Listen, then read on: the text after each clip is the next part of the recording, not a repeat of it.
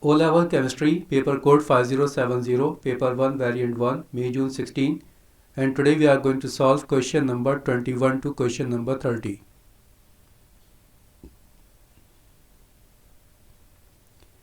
Question number 21. Which process does not involve the use of a catalyst? Option A. The extraction of iron from hematite in a blast furnace. Yes, it is correct option. In a blast furnace, along with hematite, we use carbon and calcium carbonate. This carbon reacts with hematite. Hematite means ferric oxide. This hematite is ferric oxide. So carbon reacts with ferric oxide and convert this ferric oxide to iron. Whereas calcium carbonate, it reacts with silicon dioxide. It reacts with impurities and convert the impurities to calcium silicate. This calcium silicate is also called slag. So here in blast furnace we do not use any catalyst. So correct option, option A. What is given in the other options? Option B, the manufacture of sulfur trioxide.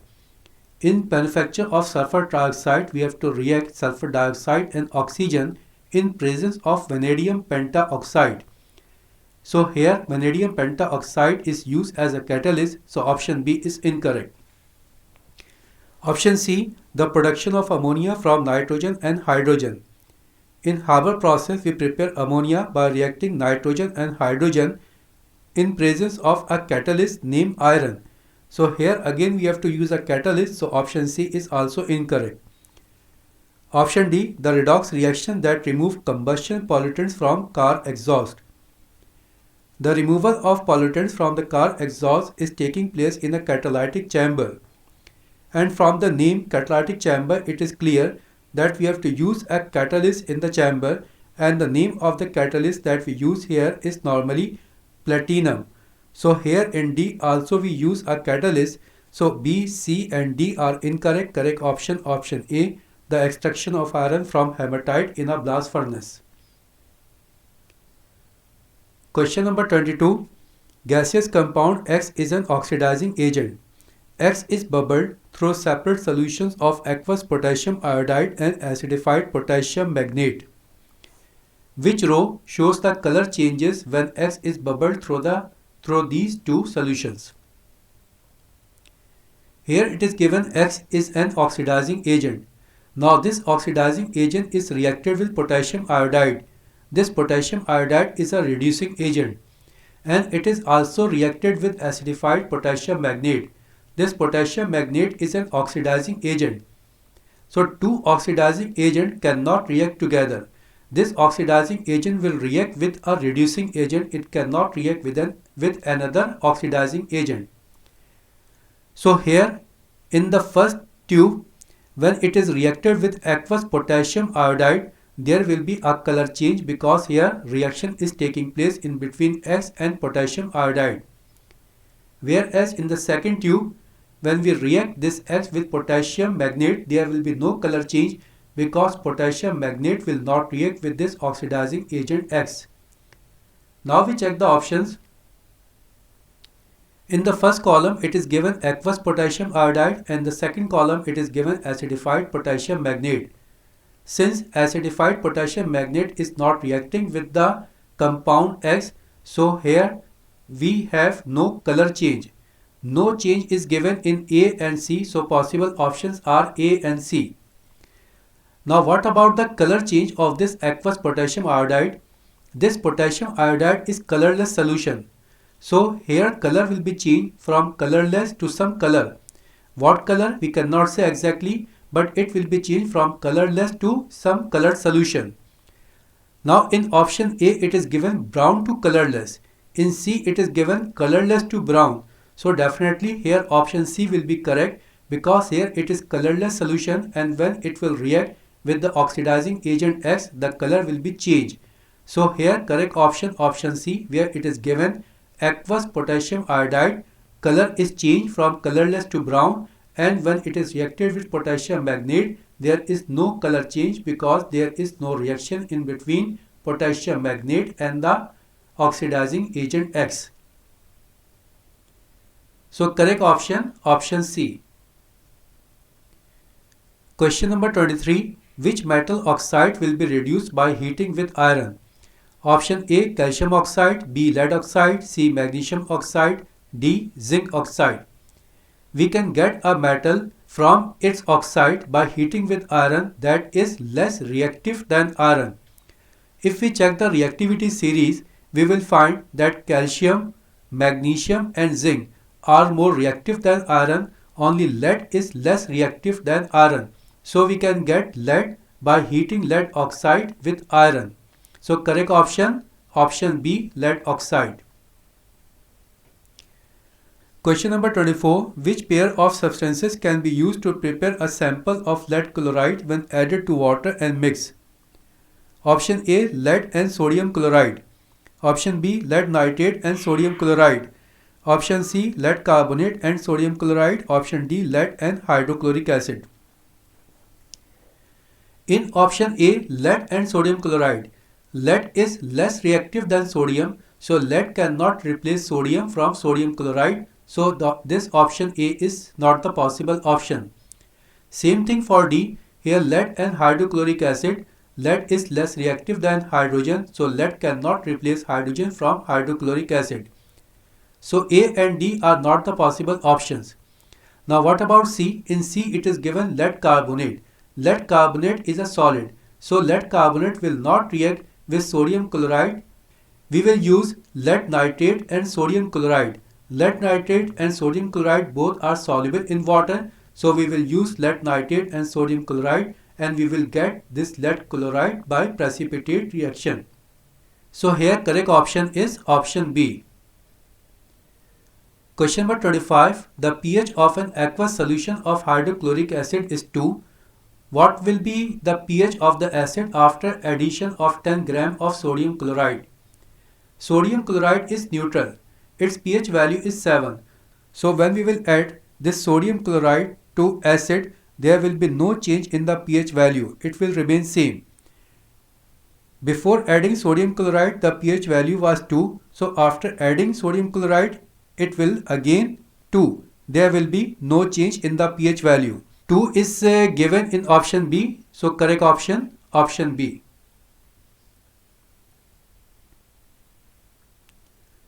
Question number 26. Which statement about the element in the periodic table is correct? Option A, all the elements in the same group of the periodic table have the same reactivity. No, when we move down the group, reactivity either increase or decrease, so this option is incorrect. Option B, all the metals with 4 electrons in their outer shell are metals. No, it is also incorrect. We know that group 1 and group 2 elements are metal, and in group 1 and group 2 in the last orbital there is 1 or 2 electron, not 4. So this B is also incorrect. Option C, an element in group 2 of the periodic table would form an ion with a 2- charge. It is also incorrect. When a member of group 2 reacts with another element, it loses 2 electrons, and when it loses 2 electrons, 2+ charge is developed, not 2- charge. So C is incorrect. Option D, element in the same period of the periodic table have the same number of shells of the electron. Yes, it is the correct option. It is the property of a period that in a period the number of shells remain same. So correct option, option D. Question number 27. Question number 27. Iron is extracted from hematite in the blast furnace. Which other raw material is added in this extraction? Option A, bauxite, B, cryolite, C, limestone, D, slag. Here option A and B, bauxite and cryolite, these are ores for the extraction of aluminum. These are aluminum oxides. So A and B are not the possible option. Slag is a byproduct. It is calcium silicate. It is formed by the reaction in between silicon dioxide and calcium carbonate. So D is also not possible. Here correct option is option C, limestone. Here as a raw material we use calcium carbonate. This calcium carbonate reacts with the impurities. It reacts with the silicon dioxide and convert this silicon dioxide to calcium silicate. This calcium silicate is called slag and it is a byproduct in the extraction of iron. So here our correct option is option C, limestone.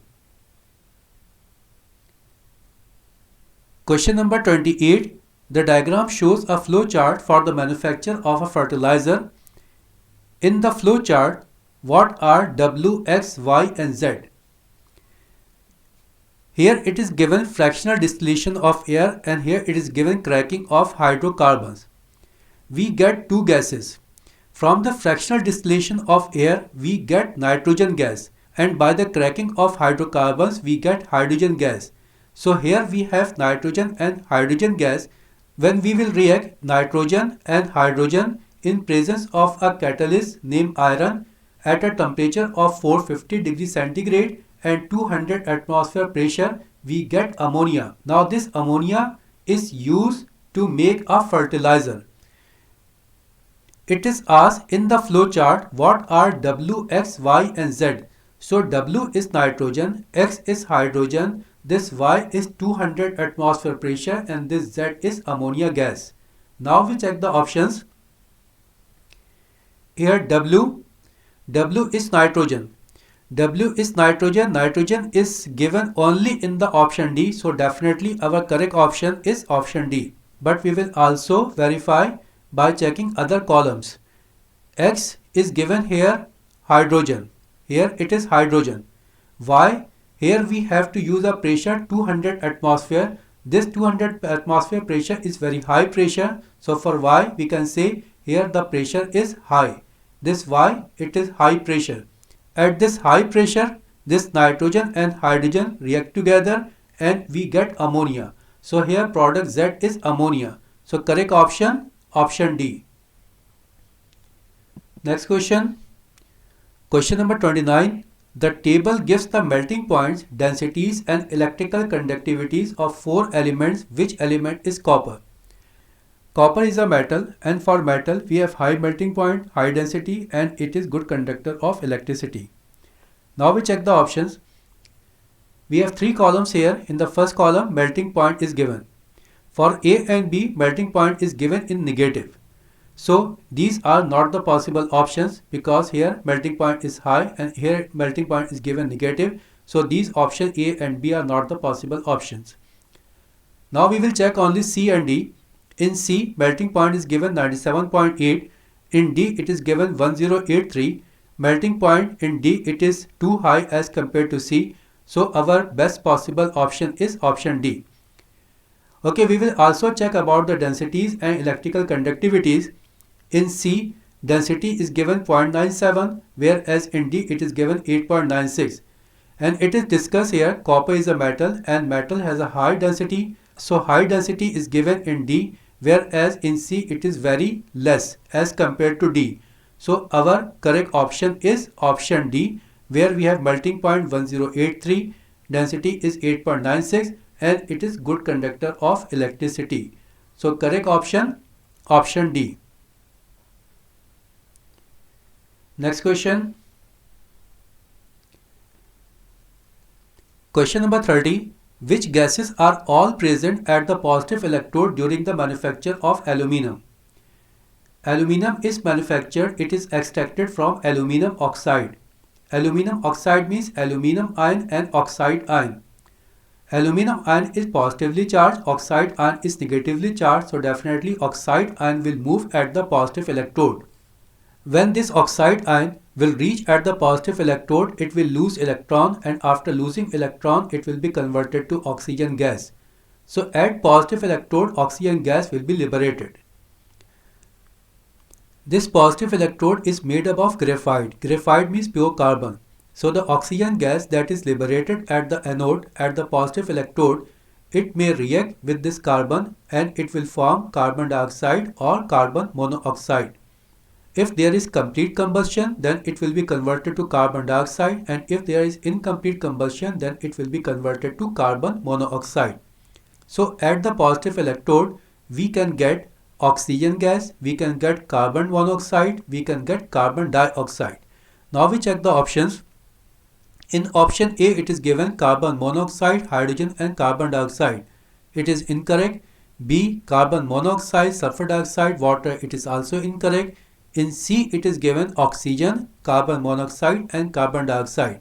So here, correct option, option C. In D, it is given sulfur dioxide, hydrogen and oxygen. So this option is also incorrect. So our correct option is option C, where it is given oxygen, carbon monoxide and carbon dioxide. Okay, now we have completed up to question number 30. The remaining part 31 to 40 we will solve in the next session. Thank you very much.